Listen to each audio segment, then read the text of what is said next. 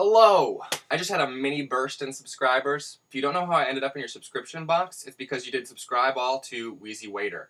If that name sounds pretty familiar, but you're not quite there yet, you found him through Mika Kitty. Now, in reference to last week's question, you guys like reading, apparently. At the top of the authors list, with 120 votes, beating J.K. Rowling by 10 votes, John Green. Now this makes a lot of sense to me. I basically have set up a little camp in the backyard of John Green's house here, YouTube. Breaks down like this, top 5. 120 votes, John Green. J.K. Rowling, 110 votes. Douglas Adams, 50 votes. And Terry Pratchett, 37 votes. And at number 5, you guys came through for me. It's my boy, my personal favorite, the prolific king of pop culture, Stephen King. I can't get enough King. And frankly, it's because he writes character-centric genre fiction. Like, he just draws me into the world so much that by the time the horror starts, I'm almost like, oh,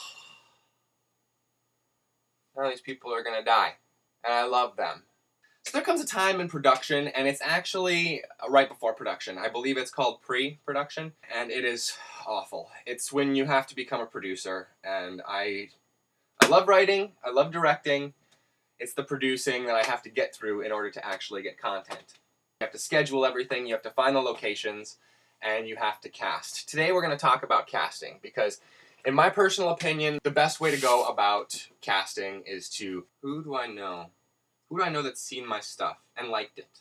The people who are least likely to drop out of production in the middle are your friends, because they like you as a person. And if you're making something that they're interested in doing, you double your chances. So friends are the first stop.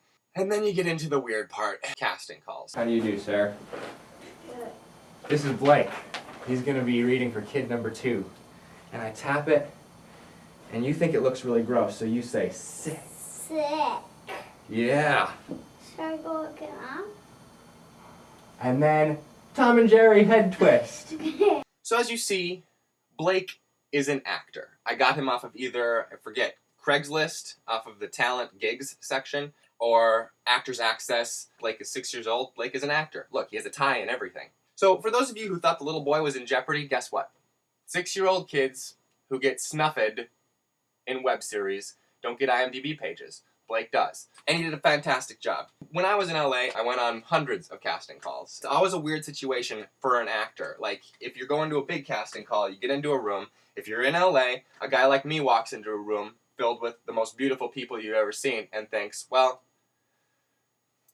might as well try. If you've ever seen the deleted scenes of Garden State, Zach Braff nailed it, alright? Because it's a bunch of people crowded together in which, you know, normally there would be conversation happening, and it's a bunch of people staring into space. Somewhere like this. And everyone is doing this, pretty much.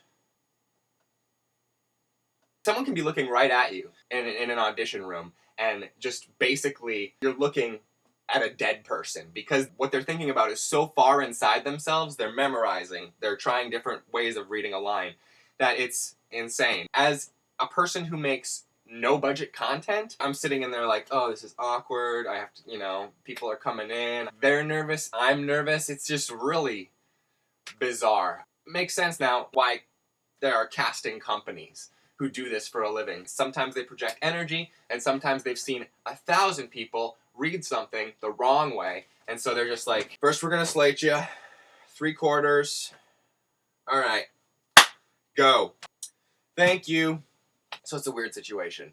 Next week we'll talk about scheduling, the hell of all hells. This week, I'm curious. Nobody thumbs up anybody else's comment. Just let me know. How did you find Pineapple Boy Films? I suspect that everybody found me through Wheezy. I don't know if you can even remember, but if you can retrace your steps, how did you find Pineapple Boy Films? I would love to know, and I really appreciate that you all are here. Catch you next week. Take it easy.